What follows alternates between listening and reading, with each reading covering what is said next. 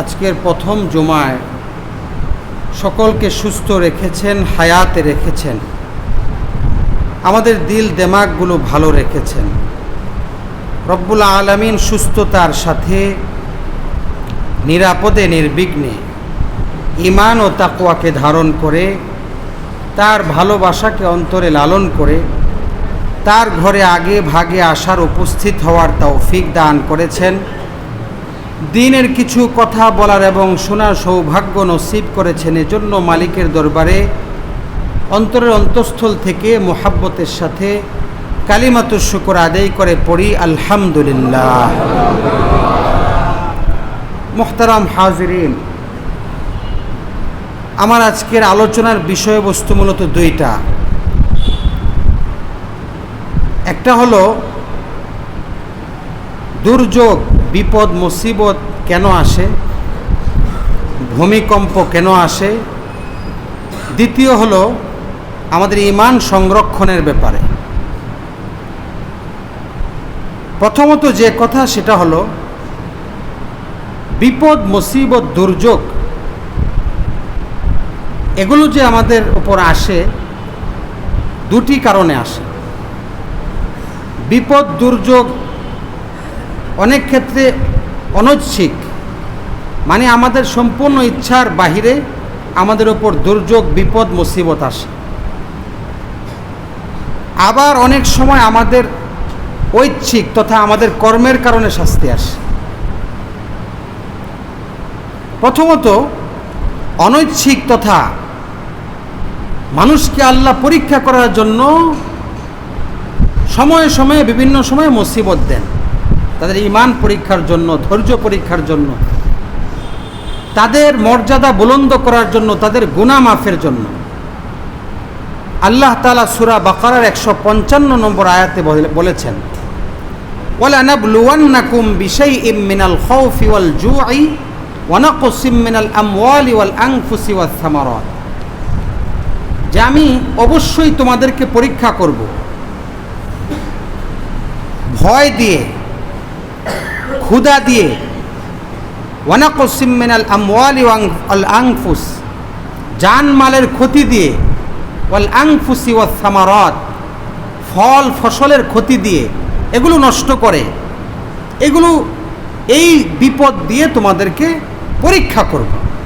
কখনো ভয় দিব, কখনো ক্ষুধা দিব, কখনো জানমালের ক্ষতি হবে, কখনো তোমাদের ক্ষেত খামার ফল ফসলের ক্ষতি আসবে। আমার পক্ষ থেকে এটা দিব কেন? পরীক্ষা করার জন্য। ওয়াবাশশিরিস সাবিরিন, এরপরে আমি দেখব আমার এই বিপদে কারা কারা ধৈর্য ধরে, হাই হুতাশ না করে। আল্লাহর পক্ষ থেকে আসছে, আল্লাহ আমাকে পরীক্ষা করেছেন। এই বিপদেও এক আল্লাহর হুকুমের উপরেই থাকতে হবে, ঈমানের উপরেই মজবুত থাকতে হবে। আল্লাহর হুকুম থেকে চুল পরিমাণ সরা যাবে না। ভালো থাকি, মন্দ থাকি, বিপদ আসুক আর সুখে থাকি, সর্বাবস্থায় আল্লাহর উপর ঈমান দৃঢ় রাখতে হবে। আল্লাহর হুকুম থেকে এক চুল সরা যাবে না, এই পরীক্ষা আল্লাহ করেন। এই পরীক্ষায় যারা ধৈর্য ধারণ করে, ঈমানের উপর অটল থাকে, তাদেরকে আল্লাহ বোঝেন যে না, এরা ঈমানের পরীক্ষা সফল, হাই হুতাশ করে না, সরে যায় না। এবং আল্লাহ পাক বিপদ মুসিবত অনেক সময় দেন মানুষের কৃত গুনাহগুলো ক্ষমা করার জন্য, মানুষের মর্যাদা বাড়ানোর জন্য। হযরত আবু সাঈদ খুদরি রাদিয়াল্লাহু আনহু থেকে বর্ণিত হয়েছে, হাদিস বুখারী শরীফে উল্লেখ হয়েছে। রাসূল করিম সাল্লাল্লাহু আলাইহি ওয়াসাল্লাম ইরশাদ করেন, মা উসিবাল মুসলিমা মিন নাসাবিন ওয়ালা ওয়াসাবিন ওয়ালা হাম্মিন ওয়ালা হুজনিন, মানুষের কষ্ট, ক্লেশ, দুঃখ, বেদনা, ওয়ালা গম্মিন ওয়ালা আযা, পেরেশানি, টেনশন, চিন্তা, এই যাবতীয় যে আমি বিভিন্ন সময়ে মানুষকে দেই, হাত্তা শাওকাতি ইউশাকুহা, এমনকি অনেক সময় তার শরীরে কাঁটা বিদ্ধ হয়, হাঁটতে গেলে চলতে গেলে কাঁটা লাগে না, এই কাঁটা লাগে, বিভিন্ন মুসিবত আসে, টেনশন আসে, দুঃখ আসে, ক্লেশ আসে, পেরেশানি আসে, আল্লাহ বলে, রসুল করিম সাল্লাল্লাহু আলাইহি ওয়াসাল্লাম ইরশাদ করেন যে ইউকাফিরুল্লাহু বিহা খতায়ায়া, আল্লাহ পাক এই পেরেশানি, টেনশন ইত্যাদি এই মুসিবতগুলোর মাধ্যমে তার গুনাহগুলো মোচন করতে থাকেন। সুবহানাল্লাহ। তাহলে আল্লাহ পাক অনেক সময় নিজের অন্যায় কৃতকর্ম ছাড়াও মুসিবত দিয়ে বান্দাকে পরীক্ষা করেন, বান্দার গুনাহ মাফ করেন, বান্দার মর্যাদা বুলন্দ করেন। কথা বুঝতে পেরেছেন? ইমানের পরীক্ষা চান, ধৈর্য ধরি কিনা আল্লাহর এই বিপদে, আল্লাহর দেওয়া দুর্যোগে, মুসিবতে আল্লাহর হুকুমের উপর অটল থাকি কিনা, ইমানের উপর অটল থাকি কিনা, ধৈর্যের পরীক্ষা করেন এবং গুনাহ মোচন করেন, মর্যাদা বুলন্দ করেন। এটা হলো এক কারণ বিপদ মুসিবতের, অনৈচ্ছিক, আমাদের ইচ্ছার বাহিরে এমনি আল্লাহ দেন। আরেকটা হলো যেটা ঐচ্ছিক তথা আমাদের কর্মের কারণে, আমাদের অন্যায়ের কারণে আমাদের উপর মুসিবত আসে। আল্লাহ তাআলা কোরআনে বলেছেন, ওয়ামা আসাবাকুম মিন মুসিবাতিন ফাবিমা কাসাবাত আইদিকুম ওয়া ইয়াফু আন কাসীর। অনেক এরকম অপরাধ তোমাদের উপর আসে তোমাদের কৃতকর্মের কারণে, তোমাদের অন্যায়ের কারণে তোমাদের উপর বালা মুসিবত আমি দেই। আর অনেক গুনাহ আল্লাহ পাক এমনিই তোমাদের মাফ করে দেন, এমনি অনেক গুনাহ মাফ করে দেন। আবার অনেক গুনাহ সীমাতিরিক্ত যখন বেড়ে যায় তার জন্য কিছু বালা মুসিবত আল্লাহ পাক দেন। ভূমিকম্প এটাও আমাদের কৃতকর্মেরই ফসল। ভূমিকম্পের ইতিহাস অনেক পুরনো। আল্লাহ পাক অনেক জাতিকে তাদের অপকর্মের কারণে, অন্যায়ের কারণে ভূমিকম্প দিয়ে ধ্বংস করে দিয়েছেন।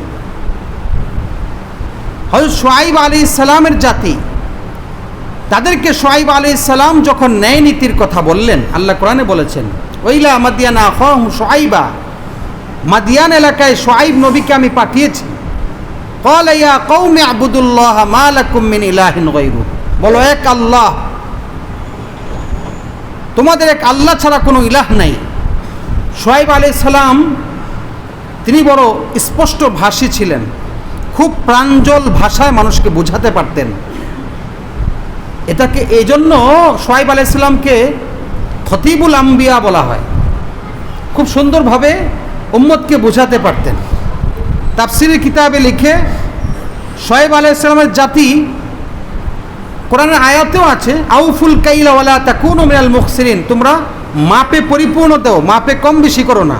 এখানে স্পষ্ট আছে আয়াতের মধ্যেই। তারা মাপ ঝোপে কম বেশি করত,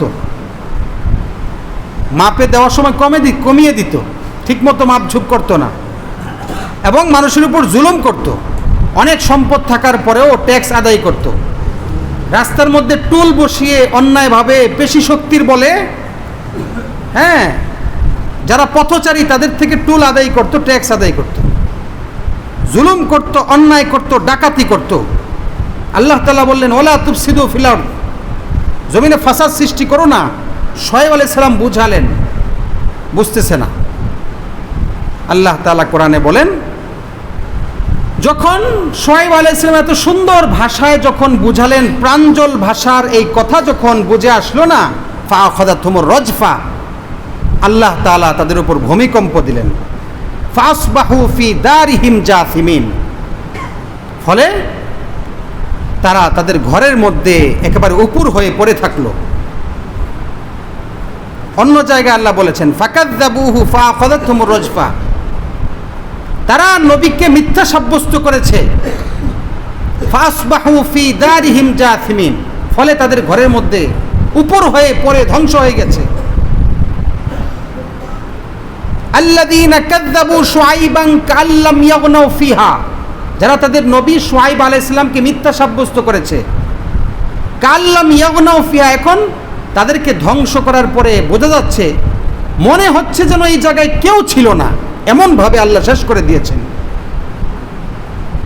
আল্লাযীনা কাযযাবু শুআয়বান কানু হুমুল খাসিরিন, আল্লাহ বলেন যারা শুআয়ব আলাইহিস সালামকে মিথ্যা সাব্যস্ত করেছে তারা ধ্বংস হয়ে গেছে। এইভাবে কোরআনের মধ্যে আছে কারুনকে আল্লাহ জমিনে ধসিয়ে দিয়েছেন। ইন্না কারুনা কানা মিন কওমি মূসা ফাবাগা আলাইহিম। অনেক সম্পদ আল্লাহ তাকে দিয়েছেন। সম্পদ দিয়েও কিন্তু আল্লাহ মানুষকে পরীক্ষা করেন যে এত সম্পদ পেয়ে আমার নেয়ামতের শুকরিয়া করে কিনা। যারা বিপদগামী হয়, আল্লাহ হেফাজত করেন, কোটি কোটি টাকার মালিক, সে আল্লাহকে ভুলে যায়, তো তার অবস্থা কারণের মতোই হবে। কারণ অনেক সম্পদের মালিক, এত সম্পদ যে ওই সম্পদ যেই গোডাউনে রাখা হইতো, সেই গোডাউনের যে চাবি ছিল, এই চাবিগুলো বহন করতেও বিশাল এক বাহিনী প্রয়োজন হতো। চাবিগুলো বহন করতে যদি এত বিশাল বাহিনীর প্রয়োজন হয়, তার গোডাউন কি পরিমাণ ছিল, আর গোডাউনে মালই ছিল কত বেশি, চিন্তা করেন। ক্বালা ইন্নামা উতিতুহু আলা ইলমিন ইনদি। তার জাতি বুঝিয়েছে, তুমি জমিনে অহংকার করে বেরিও না, আল্লাহর দেওয়া এই সম্পদের শুকরিয়া আদায় করো। সে বলছে ক্বালা ইন্নামা উতিতুহু আলা ইলমিন ইনদি, এই সম্পদ তো আমি আমার ক্ষমতায় পেয়েছি, আমার যোগ্যতা আছে। বলেন নাউজুবিল্লাহ। মানুষ সম্পদ পেলে, ক্ষমতা পেলে অহংকারে লিপ্ত হয়ে যায়, ক্ষমতার মোহে, সম্পদের মোহে রবকে ভুলে যায়, এমনকি একটা পর্যায়ে রবের স্বীকৃতি পর্যন্ত দিতে চায় না। নাউজুবিল্লাহ। আল্লাহ পাক এমনিভাবেই তাদেরকে ধ্বংস করেন। আল্লাহ কোরআনের মধ্যে ভূমিকম্পের ব্যাপারে বিভিন্ন শব্দে উল্লেখ করেছেন। কোথাও বলেছেন জালজালা, কোথাও বলেছেন রদিফা, কোথাও বলেছেন রদফা, কোথাও বলেছেন রাজিফা, কোথাও উল্লেখ করেছেন খসফ, জমিনে ধসিয়ে দেওয়া, জমিনে দাবিয়ে দেওয়া। আল্লাহ অনেক জাতিকে ধ্বংস করেছেন। যেই জাতিগুলো স্লোগান দিত মান্না সাদ্দু মিন্না কুয়া, আমাদের চেয়ে শক্তিশালী কে আছে, বিশাল বিশাল তাল গাছের মতো এই মানুষ স্লোগান দিত, আমরা পৃথিবীর মধ্যে সবচেয়ে শক্তিশালী, আমাদেরকে ধ্বংস করার কেউ নাই। আল্লাহ পাক আসমান পর্যন্ত উঠিয়ে আছাড় দিলেন। মরা খেজুর গাছ আপনার ঝড় তুফানে মূল সহ উপরে পড়ে থাকলে যেমন হয়, মানুষগুলো পড়েছিল। আজ জাতিকে আল্লাহ তাআলা এভাবে তুফান দিয়ে, ঝড় দিয়ে 1 সপ্তাহ যাবত এইভাবেই ধ্বংস করেছেন। অনেক জাতি যারা বলেছে ফাসকিত আলাইনা কিসাফাম মিনাস সামা, ও নবী তুমি যদি সত্য হও পারলে আযাব আনো দেখি, কই তোমার আযাব, এভাবে ঠাট্টা করতো আল্লাহর শাস্তির সাথে। কই তোমার আযাব দেখাও, পারলে আসমানের একটা টুকরো আমাদের উপর নিক্ষেপ করো, আসমানের একটা খণ্ড আমাদের উপর ফালাও দেখি। আল্লাহ পাকের এই সমস্ত লোকদেরকে ধ্বংস করতে 1 মুহূর্ত লাগে নাই। ফাআখাযাতহুমুর রাজফা, সূরা ইয়াসিনে আছে ইন কানাত ইল্লা সাইহাতা ওয়াহিদা। 1 মুহূর্তে একটা বিকট আওয়াজ হয়েছে, সে বিকট আওয়াজে সমস্ত শক্তিধর মানুষগুলো সঙ্গে সঙ্গে মরে শেষ। কোথায় আমাদের ক্ষমতার বাহাদুরি আমরা দেখাই। এই যে 5 থেকে 6 সেকেন্ডের এক ভূমিকম্প, এতে আমরা কি পরিমাণ আতঙ্কিত হয়েছি। সন্তানকে রেখে দৌড়ে পালাচ্ছে বাবা, এটা যেন কিয়ামতের মুহূর্ত, কিয়ামতে অবস্থাই হবে। বাবা সন্তানকে রেখে পালিয়ে যাবে, মা সন্তানকে রেখে পালিয়ে যাবে, সন্তান মাকে রেখে পালিয়ে যাবে, কেউ কাউকে চিনবে না। 6 সেকেন্ডের ভূমিকম্প আপনার এই অবস্থা। যদি আল্লাহ 12 সেকেন্ড দিতেন, 15 সেকেন্ড দিতেন, কি হতো? আল্লাহ পাক ঢিল দিলেন। এমনও হতে পারত যে ভূমিকম্পে মরে শেষ এলাকার মানুষ। এমন আল্লাহ ধ্বংস করেছেন অনেক জাতিকে। আল্লাহ পাকের ক্ষমতা, সব কিছু আল্লাহর হাতে। আল্লাহ মুহূর্তে সব ধ্বংস করে দিতে পারেন, কিন্তু আমরা ফিরে আসি না। আমাদের বড় আফসোস, আমরা বুঝি না। হাদিসে পাকের মধ্যে এসেছে ভূমিকম্প আসে কেন। যে সমস্ত গুনাহগুলো সমাজে ব্যাপকভাবে দেখা যায়, এই গুনাহগুলোর মধ্যে হাদিসের মধ্যে আসছে ইদাত্তু খিদাল ফাইউ দুয়ালা, যখন গনিমতের মালকে মানুষ ব্যক্তিগত মাল হিসেবে ব্যবহার করে। তারপরে ওয়াল আমানাতু মাগনামা, আমানতের মাল, সরকারি মাল আসছে চেয়ারম্যান সাহেবের কাছে, নিজে খায়াটায় শেষ, আমানতের মাল লুটের মাল মনে করা হয়। জনগণের মালকে নিজের মাল, লুটের মাল খাচ্ছে ইচ্ছা মতো। এটা আমানত, যে কোনো আমানতের মাল লুটের মাল মনে করা হবে। 2 নম্বর, অল আমানাতু মাগনামা, যে কোনো আমানত আপনার কাছে আসছে, আপনি খেয়ে ফেলতেছেন, অথচ আমানতের মাল, জনগণের মাল, আরেকজনের মাল। 3 নম্বর, ও জাকাতু মাগরামা, জাকাতকে জরিমানা মনে করা হবে। এত সম্পদ দিয়েছেন, আল্লাহ বলেছেন তোমার সম্পদের 40 ভাগের 1 ভাগ জাকাত দাও, এটা ফরজ, কিন্তু জাকাত দেওয়াকে সে জরিমানার মতো মনে করবে। হাই, কিভাবে দেই, আমার টাকা থেকে কিছু টাকা, এটাকে জরিমানার মতো মনে করা হয়। অত উল্লিমা লিগাইরিদ্দিন। 4 নম্বর, অন্যায় শিক্ষা, কোরআন হাদিস বিবর্জিত, কোরআন হাদিস সাংঘর্ষিক শিক্ষা সমাজে প্রচলিত হবে। হচ্ছে কিনা বলেন? সবগুলা হচ্ছে, সব হচ্ছে। আমানতের মাল লুটের মাল মনে করা হয়, গনিমতের মাল ব্যক্তিগত মাল মনে করা হয়, জাকাত মানুষ দিতে চায় না, এটা খুব কষ্ট হয়, জরিমানা মনে করে। 4 নম্বর, অত উল্লিমা লিগাইরিদ্দিন, দিন বহির্ভূত, কোরআন বহির্ভূত শিক্ষা সমাজে প্রচলিত হবে, হচ্ছে। দিন এটাকে ইস্টাবলিশড করার, এটাকে আমাদের জাতীয় শিক্ষা পর্যন্ত নেওয়ার খুব চেষ্টা করা হচ্ছে, যেখানে তারা চাচ্ছে কোরআন হাদিসের বিপরীত শিক্ষা এখানে চলবে। কোরআন হাদিসের শিক্ষা বিন্দু মাত্র জাতীয় শিক্ষায় তারা দিতে চাচ্ছে না। অতএব ভূমিকম্প তো আসবেই। অত উল্লিমা লিগাইরিদ্দিন, 1 ঘন্টা সারাদিনে 1 ঘন্টা স্কুলে একটু ইসলামী ধর্ম, ইসলাম ধর্মের শিক্ষা দিবে, কোরআন একটু পড়াবে, চায় না। চিন্তা করেন, একটু হাদিস শিখাবে, একটু মাসালা শিখাবে, একটু কোরআনের আয়াত, কোরআনের উপদেশগুলো প্রতিদিন একটু 1 ঘন্টা, আধা ঘন্টা, তাও চাচ্ছে না আজকে আমাদের সমাজের স্কুলগুলোতে। অত উল্লিমা লিগাইরিদ্দিন, ভূমিকম্প আসবে। অত উল্লিমা বিগাইরিদ্দিন, দিন বহির্ভূত শিক্ষা প্রচলিত হবে। 5 নম্বর, ও আত আর রজুলু ইমরাতাহু, স্বামী তার স্ত্রীর কথা শুনবে। স্বামী বাজারে আগে ব্যাগ নিয়ে বাজার করবে, স্বামী খালি পিছন থেকে টাকাটা দিবে, বউ তুমি যা কোথায়। উদাহরণস্বরূপ, শুধু বাজারে না, সব জায়গায় খালি স্বামী স্ত্রীর কথা শুনবে। ওয়াক্কা উম্মাহু, স্ত্রীর কথা শুনবে কিন্তু মায়ের সাথে অবাধ্যতা করবে। বুঝতে পেরেছেন? খেয়াল করেন, আমি হাদিস পড়ছি, এখানে লেখাও আছে, আমার নোট করা পুরা। আমি আমার আলোচনা নোট করে পরে আসে, আমার সব আলোচনা এখানে সংরক্ষিত থাকে, এরকম পেড হয়ে গেছে, কারণ আমি এলোপাতারি কথা বলি না। হাদিসে বর্ণিত তিরমিজি শরীফের 2211 নম্বর হাদিস, 2211 নম্বর হাদিস তিরমিজি শরীফে বর্ণিত, আবু হুরায়রা থেকে বর্ণিত হাদিস। এখানে আছে সব কারণগুলো। স্বামী স্ত্রীর কথা শুনবে কিন্তু মায়ের অবাধ্য হবে, মার কথা শুনবে না, স্ত্রীর কথা শুনবে। ওয়াদনা সদিকাহু, বন্ধুকে কাছে টানবে। ওয়াকসা ওয়ালিদাহু, পিতাকে দূরে সরাবে। বন্ধুর সাথে খুব সময় দিবে, বন্ধুর পিছনে টাকা খরচ করবে, বন্ধুর সাথে আড্ডা দিবে, সময় দিবে, সব প্রয়োজন পুরা করবে। বাবাকে টাকা দিবে না, বাবার কথা শুনবে না, বাবার প্রয়োজন পুরা করবে না। ভূমিকম্প আসবে, বুঝছেন কথা? ওয়াযহারাতিল আসওয়াতু ফিল মাসাজিদ, এরপরে নবীজি বলছেন আরেকটা হলো জমিন, মসজিদের মধ্যে হই হল্লোড় হবে, চিল্লাচিল্লি হবে, অল্প একটু কারণে চিল্লাচিল্লি করবে। ফ্যানটা কেন চালানো হইল না, লাইটটা কেন দিল না, চিল্লান দেওয়ার বিষয় না মসজিদ, কিন্তু এই কাজগুলা হবে এক সময়। নবীজি বলছেন ওয়াযহারাতিল আসওয়াতু ফিল মাসাজিদ, গল্পগুজব করবে, গুম করবে মসজিদে। সময় পাইছে তো গল্পগুজব শুরু মসজিদের ভিতরে, একজন আরেকজনকে জোরে ডাক দিচ্ছে, ফ্যানটা ছাড়া হইল না কিনা জোরে বলতে চায়, ফ্যান ছাড়, এরকম অবস্থা।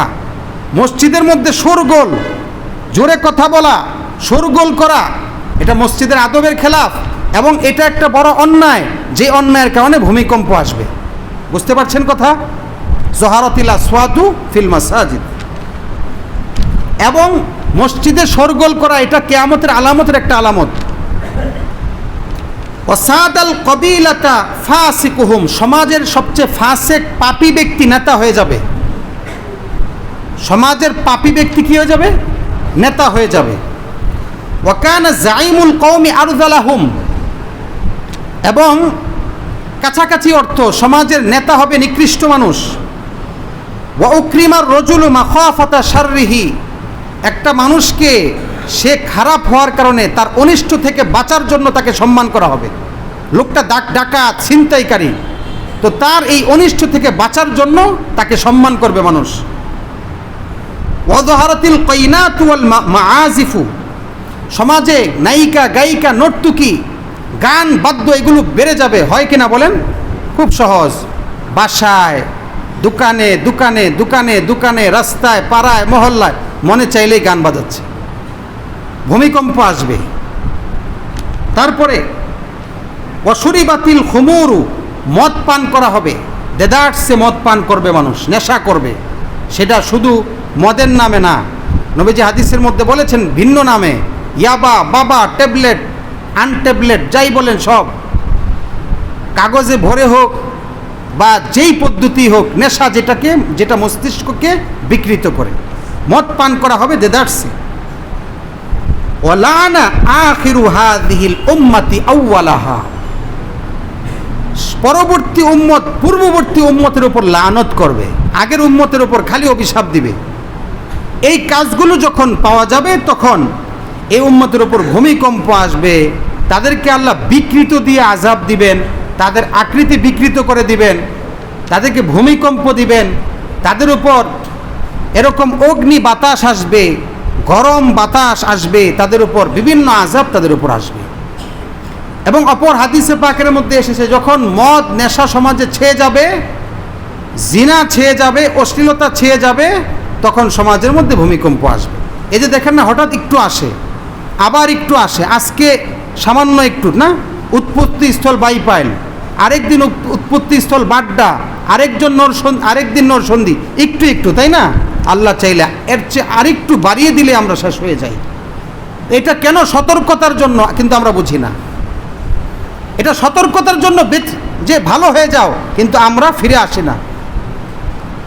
যেই শুক্রবার গত শুক্রবারে 10:30 পৌনে 11টা আনুমানিক ভূমিকম্প হলো, মানুষ ভয়ে বাইরে চলে আসলো, অনেক যুবক, অনেক যুবতী, অনেকে। কিন্তু যখনই বিপদ চলে গেল আবার অন্যায় শুরু। জুমার নামাজ অনেকে পড়ে নাই, অনেক নারী জোহর পড়ে নাই, বিকাল থেকে আবার অশ্লীলতা শুরু, আবার নেশা শুরু, আবার মদ পান শুরু। বোট ক্লাবের কথা শুনি, গতকাল রাত্রের কথা, কি পরিমাণ গুনাহ হয়েছে বোট ক্লাবে। জরুরি এক কাজে রাত্রে গিয়েছি এক জায়গায়, আমার এখানে পৌঁছতে হয়েছে রাত্রে 2টায় 2:30টায়। আমি মিরপুর থেকে গাড়িতে উঠেছি 11টায়, এখানে এসে পৌঁছছি আমি 2:30 আনুমানিক 2:30টায়। এতটা টাইম মানুষের ভোগান্তি শুধুমাত্র বোট ক্লাবে, শুধু নেশা, অন্যায়। বোট ক্লাবে কি হয় বলার আর কিছু আপনাদেরকে বলতে হবে না খোলে। হাজার হাজার মানুষ সেখানে অন্যায় করতে গেছে, তো কেন ভূমিকম্প আসবে না আপনাদের দেশে? আজকে তাদের ছুটি, হ্যাঁ, তাদের অবসর টাইম আসছে বলে অন্যায় শুরু। সেখানে কে আসছে, কি উল্টাপাল্টা, সারা রাত অন্যায় কাজ। তো কেন ভূমিকম্প আসবে? আল্লাহ পাক যে এতটা দয়ালু, আল্লাহ পাক ছাড়া অন্য কেউ কারো তো এই ধৈর্য নাই। আল্লাহ পাক সবুর বলে, না হয়তো ভূমিকম্প দিয়ে শেষ করে দিতেন। আল্লাহ কোরআনে বলেছেন, ওয়াইদা আনআমনা আলাল ইনসানি আরাদা ওয়া নাআ বিজানিবি, মানুষকে যখন নেয়ামত দেই, সুখে রাখি, সুস্থ রাখি, সম্পদ দিয়ে রাখি, ভালো রাখি, আরাদা, সে আমার হুকুম থেকে মুখ ফিরে যায়, আমাকে আর গনেই না। ওয়া নাআ বিজানিবি, পার্শ্ব পরিবর্তন করে। ওয়াইদা মাসসাহু শাররু ফাদু দুআইন আরিদ, বিপদ আসলে তখন লম্বা লম্বা মুনাজাত করতে থাকে। আল্লাহ 21 পারার প্রথম পৃষ্ঠায় বলছে, বিপদ আসলে মুনাজাত করে লম্বা লম্বা, হুজুরের কাছে দোয়া চায়। আর বিপদ চলে গেলে, সুখে থাকলে নামাজের ধার ধারে না, মসজিদের ধার ধারে না, তখন অন্যায় শুরু। আল্লাহ মানুষের এই যে ব্যাপারটা আল্লাহ কোরআনে উল্লেখ করেছেন। 21 পারার 3 নম্বর পৃষ্ঠায় বলেছেন, ওয়াইদা রাকিবু ফিল ফুলকি দাউল্লাহ মুখলিসিনা লাহুদ্দিন, যখন নৌকার মধ্যে ঝড় তুফান শুরু হয় আল্লাহকে খুব ডাকে। ফালাম্মা নাজ্জাহুম মিনাল বাররি ইযা হুম ইউশরিকুন, তাকে মুক্তি দিয়ে যখন আমি স্থলে নিয়ে আসি সুস্থ সবল অবস্থায়, আবার শিরিক শুরু করে, আবার অন্যায় শুরু করে। এ হলো মানুষের অবস্থা। আবার 21 পারার 13 নম্বর পৃষ্ঠায় বলেছেন সূরা লোকমানে, ওয়াইদা গাশিয়াহুম মাউজুন কাযযুলালি দাউল্লাহ মুখলিসিনা লাহুদ্দিন, সমুদ্রের মাঝে ঢেউ যখন নৌকাকে নাড়াতে থাকে, ডুবার অবস্থা, জাহাজ ডুবে যাবে অবস্থা, দাউল্লাহ, আল্লাহকে ডাকতে থাকে। ফালাম্মা নাজ্জাহুম মিনাল বার, যখন মুক্তি দেন তখন আবার জুলুম শুরু করে, আবার অন্যায় শুরু করে। এই আয়াতগুলো আমাদের সামনে আজকে উপস্থিত। আমি আপনি তাই কিন্তু করছি। মনে রাখবেন, ঢিল দিতেছেন আল্লাহ পাক, কিন্তু যখন পাকড়াও করবেন সেদিন আর ছাড়বেন না। ইন্না বাতশা রব্বিকা লাশাদীদ। এই ভূমিকম্প আমাদের শিক্ষা। আপনি আমানত মানুষের ঠিক মতো দিয়ে দেন, আপনি নেশা ছেড়ে দেন, জিনা ছেড়ে দেন, সমাজে অশ্লীলতা ছেড়ে দেন, আপনার মেয়ে আপনার স্ত্রীকে অর্ধ উলঙ্গ করে বেপরদায় বাহিরে যাওয়া, এগুলো ছেড়ে দেন, অন্যায় সব ছাড়েন। আল্লাহ পাক দুনিয়াতেও মুক্তি দিবেন, আখিরাতেও মুক্তি দিবেন, না হয় বাঁচার কোনো রাস্তা নেই। আল্লাহ বলেছেন মা লাহুম মিন মাহিস, নাজাতের কোনো ব্যবস্থা থাকবে না। এজন্য ভূমিকম্প প্রতিদিন একটা আমরা শুনছি যে ওখানে বা এখানে বিভিন্ন জায়গায় সামান্যতম একটু অল্প মাত্রার ভূমিকম্প হয়েছে। এটা যেন আমরা মজা নিই এখন। হ্যাঁ, কোথায় উৎপত্তি স্থলটা ও কত মাত্রা, এই হাসি তামাশা করছি। এটা বিপদ, এটা দুর্যোগ, এটা আমার জন্য পরীক্ষা। আমি যেন ফিরে আসি অন্যায় থেকে, সেই আমার জন্য পরীক্ষা ছিল। আমাকে ফিরানোর জন্য আল্লাহ এটা দিয়েছিলেন, কিন্তু আমি বুঝছি না, আমি হাসি তামাশা করছি। আল্লাহ পাক সহি বুঝার তৌফিক দান করেন। এটা আমার একটা বিষয়। আরেকটা বিষয়বস্তু আছে আজকের, যেটা বলতেই হবে অল্প সময়। সেই বিষয়টা হলো, দেখেন, সমসাময়িক বিষয়ে আপনাদেরকে সতর্ক করা এটা একজন খতিবের দায়িত্ব। এ সমাজের, এই দেশের, এই এলাকার বাউলদের সম্পর্কে আপনাদেরকে একটু সচেতন করা এটা সময়ের দাবি। এই সমাজে যারা বাউল নামে পরিচিত, এই বাউল আসলো কোত্থেকে? ফিলিস্তিনে একটা এলাকায় বাল নামে একটা মূর্তি ছিল, একটা দেবতা ছিল যার পূজা করা হতো। আল্লাহ কোরআনে বলেছেন আতাদারুনা বালা, হ্যাঁ, আতাদউনা বালা, তোমরা কি বালকে ডাকছো? কোরআনে আছে ওয়াতাদারুনা আহসানাল খালিকিন, এক আল্লাহ যিনি সর্বশ্রেষ্ঠ, শ্রেষ্ঠ স্রষ্টা, তাকে তোমরা ছেড়ে দিচ্ছ। এই বাল ফিলিস্তিনের এক জায়গায় এক দেবতা, তাকে পূজা করা হতো। তার অনুসারী থেকে আসছে বাউল। একটা পর্যায়ে এই হিন্দুস্থানেও বাউল সম্প্রদায় আসে। বাউল সম্প্রদায় বলতে আমরা কাদেরকে বুঝি? যাদের চুল থাকে লম্বা লম্বা, দাড়ি থাকে লম্বা লম্বা, মোজগুলাও খুব লম্বা লম্বা থাকে, ঠোঁট এগুলো ইত্যাদি ঢেকে থাকে, অনেকের মাথায় আবার দাড়িতে জটলা বাঁধা থাকে, কি বলেন, আপনার লাল ছালু পরা থাকে, সেলাইবিহীন কাপড় তারা পরে, এই সমস্ত এদেরকে আমরা বাউল নামে চিনি। কিন্তু আমাদেরকে একটা জিনিস বুঝতে হবে, আজকে বোঝার সময় আসছে।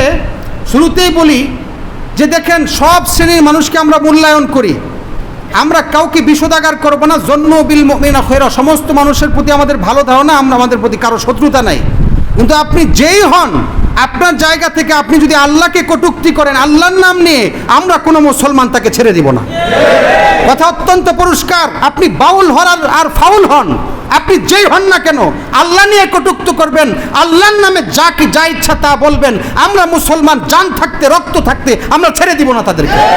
কথা স্পষ্ট বলছি। আবুল সরকার, মানিকগঞ্জের আপনি আবুল সরকার, সারা দেশ থেকে বাউলরা আজকে মাতাল হয়ে গেছেন, কথা পরিষ্কার বলছি। আজকে নেটের মধ্যে সার্চ দিলেই পাবেন যে আবুল সরকারকে কোন অপরাধে, কোন বক্তৃতার কারণে তাকে গ্রেফতার করা হলো। আল্লাহর নামে যে পরিমাণ কটূক্তি সে করেছে, সেই ভাষা এই মাইকে আমি বলতে পারবো না, এটা বলার মতো সেই ভাষা নয়।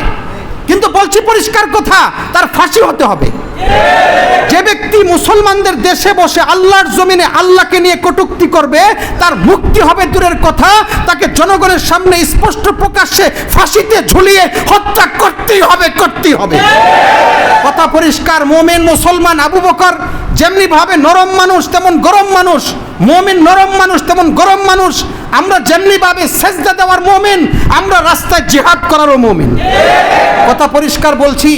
আবুল সরকারকে ছাড় দেওয়া যাবে না। সরকারের কাছে দাবি, 90-95 মুসলমানের দেশ, আমরা সব কিছু মানতে পারি, আল্লাহ, রাসূল, কোরআন, হাদিস, ইসলাম নিয়ে কোনো কটূক্তিকারীকে এই জমিনে আমরা ছাড় দিতে পারবো না।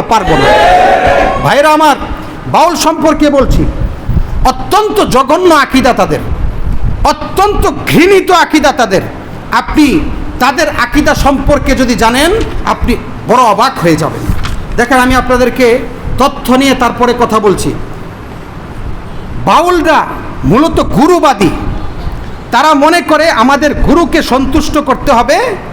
যদি গুরু সন্তুষ্ট থাকে আমাদের প্রতি, আমাদের ইহকাল পরকালে কল্যাণ হবে। বলেন নাউজুবিল্লাহ। গুরু যদি অসন্তুষ্ট হয় তাহলে আমাদের ইহকাল পরকাল বরবাদ হবে তারা মনে করে। তাদের গুরুত্বপূর্ণ যে ব্যক্তি, তার নাম হলো লালন শাহ। নাম শুনছেন না? কুষ্টিয়ার কুমারখালীতে তার জন্মস্থান। তার নাম লালন শাহ। এই লালন শাহ কে? লালন শাহ এমন ব্যক্তি যিনি কোনো নির্দিষ্ট ধর্মকর্ম পালন করত না। সে মনে করত প্রত্যেক মানুষের ভিতরে একটা মনের মানুষ আছে, সেই মনের মানুষকেই পূজা করতে হবে, তাকে নিয়ে ধ্যানে থাকতে হবে, তাকে নিয়ে মগ্ন থাকতে হবে। তার কোনো বর্ণ নাই, তার কোনো গোত্র নাই, তার কোনো জাতি নাই।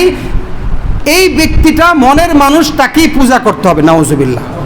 এজন্য লালন শাহ যখন মারা যায় তাকে কোনো ধর্মের নিয়ম পদ্ধতিবিহীন তাকে দাফন করা হয়েছে। কথা বুঝতে পেরেছেন? বাউলদের গুরুত্বপূর্ণ ব্যক্তির নাম কি? লালন শাহ। আমার ভাইরা, লালন শাহকে বাউলরা তাদের নবী মনে করে। নাউজুবিল্লাহ।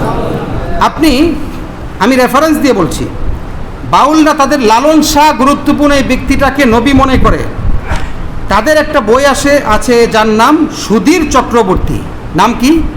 সুধীর চক্রবর্তী। এই বইটার দ্বিতীয় সংস্করণে আছে, সেখানে লেখা আছে লালন শাহকে নবী মনে না। সেখানে আছে, আমরা না হিন্দু না মুসলিম, আমাদের নবী সাইজি লালন শাহ। বলেন নাউজুবিল্লাহ। আবারও বলছি যে আমরা না হিন্দু না মুসলমান, মানে কোনো ধর্মে বিশ্বাসী না, আমাদের নবী সাইজি লালন শাহ। বলেন নাউজুবিল্লাহ। এটা তাদের সুধীর চক্রবর্তী বইয়ের মধ্যে আছে। ভাই, জানতে হবে, চিনতে হবে মানুষকে। নবীজি হাদিসে পাকের মধ্যে বলেছেন, অন্যায় ফেরকা বাতিল জাতি গোষ্ঠীকে না চিনলে আপনি ঈমান হেফাজত করতে পারবেন না। কথা বুঝতে পেরেছেন? বাতিল আর শিরিক, আহলে শিরিক, কুফর, মুরতাদকে যদি না চিনেন ঈমান হেফাজত করতে পারবেন না।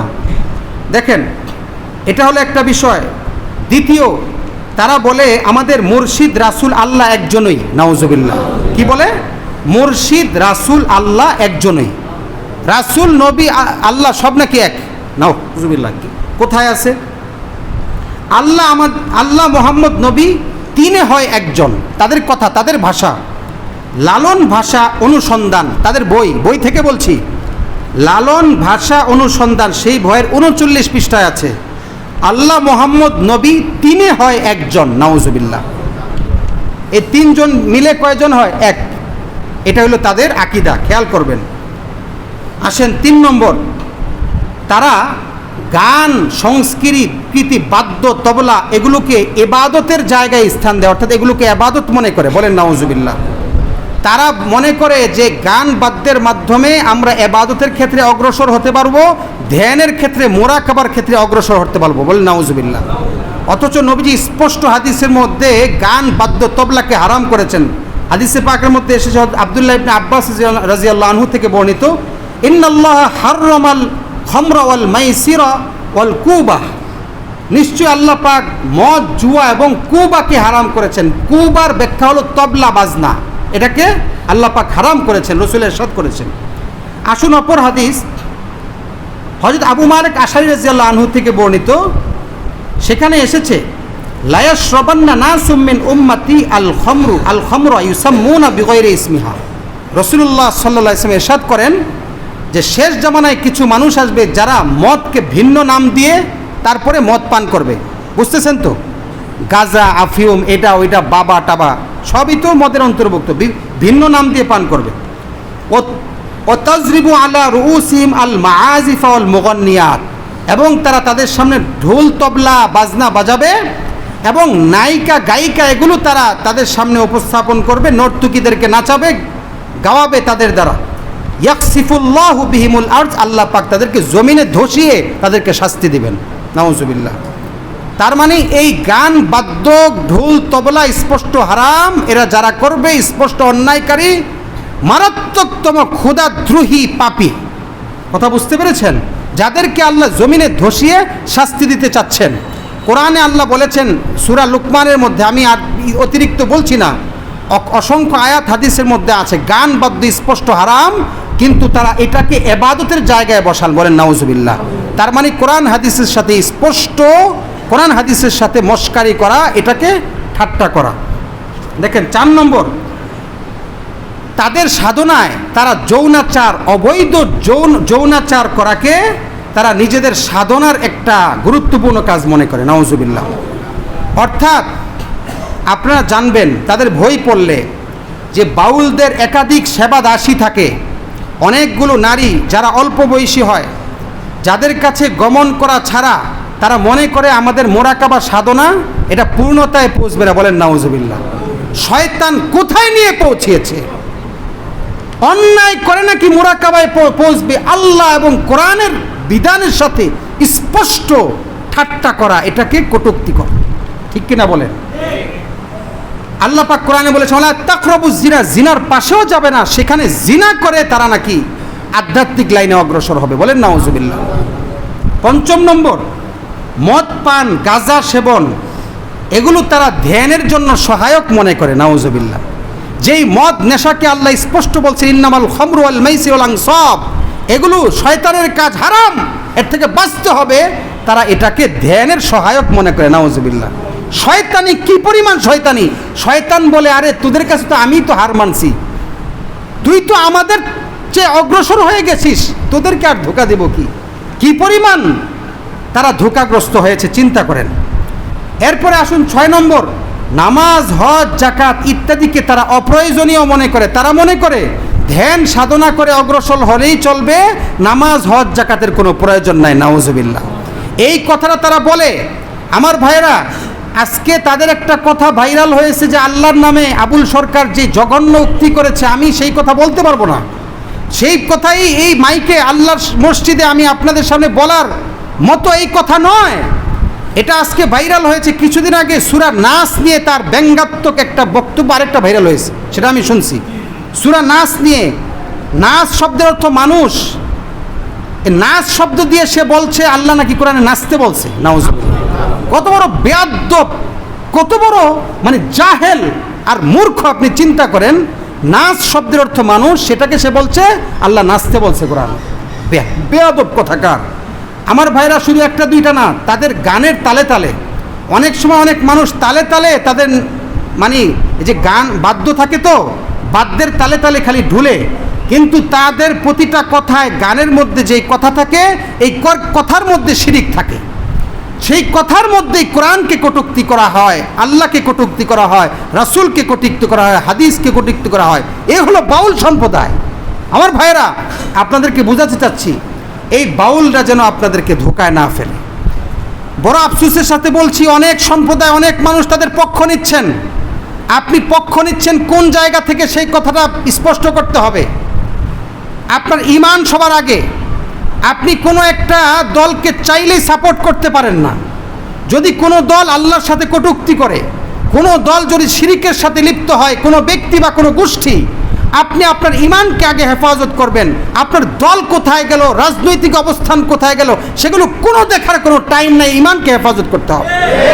কোনো রাজনৈতিক দল, কোনো গোষ্ঠী যদি বাতিল সম্প্রদায়, কাফের মুশরিকদের, তাদের আপনি সমর্থন করতে চান, তাদেরকে আপনি প্রমোট করতে চান, তাহলে স্পষ্ট আমরা বলবো যে আপনি যেহেতু কাফেরকে প্রমোট করেছেন, আপনাকেও আমরা বর্জন করব। কথা ঠিক কিনা বলেন? আমার ভাইয়েরা, সকলে সাবধান থাকতে হবে। আল্লাহ নবী সাল্লাল্লাহু আলাইহি ওয়াসাল্লাম হাদিসে পাকের মধ্যে বলেছেন, এমন একটা সময় আসবে যে সময় ইউসবিহুল মুমিনু ইউসবিহুর রাজুলু ফিহা মুমিনা ওয়া ইউমসি কাফিরা। একটা মানুষ সকাল করবে মুমিন অবস্থায়, সকালে মুমিন থাকবে, সন্ধ্যায় কাফের হয়ে যাবে।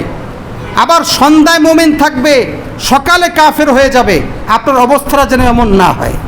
আপনার রাজনৈতিক অবস্থান আগে নয়, আপনার দল আগে নয়, আপনার ঈমান আগে। কথা ঠিক কিনা বলেন? আপনার কবরে যেতে হবে, ঈমান নিয়ে কবরে যেতে হবে, আসল পরিচয়।